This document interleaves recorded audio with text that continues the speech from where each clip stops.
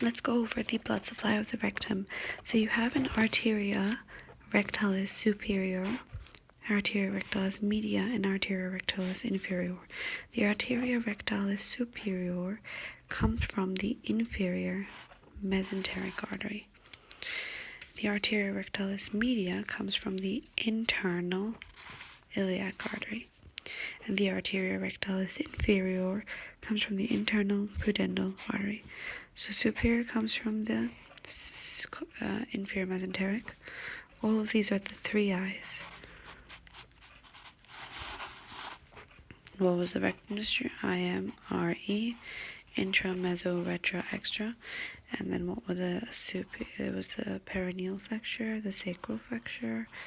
It was short, dude, loud, down, low, supradextrolaterales, intermediate lateralis, and infradextrolaterales. Now you have arteria rectalis superior, which comes from the inferior mesenteric artery. You have arteria rectalis media, which comes from the internal iliac artery. And then you have internal pudendal artery.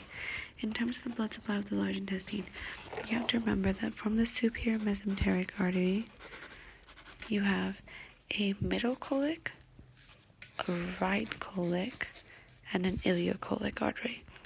A middle colic artery, a right colic artery, and an ileocolic artery.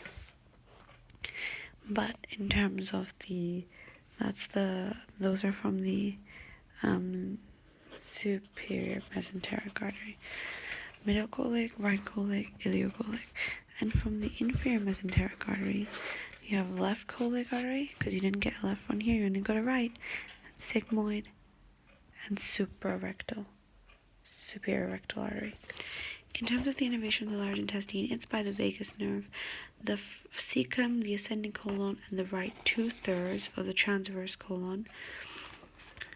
The cecum, the ascending colon, the right 2/3 of the transverse colon are by vagus nerve.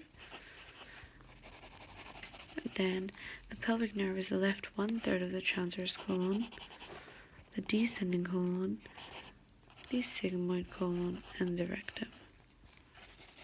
That's by the pelvic nerve. Vagus nerve, pelvic nerve, and sympathetic innervation is by the superior inferior mesenteric ganglia, the celiac ganglia, and the superior inferior mesenteric arteria, and you have spinal nerve, so to sensory innervation.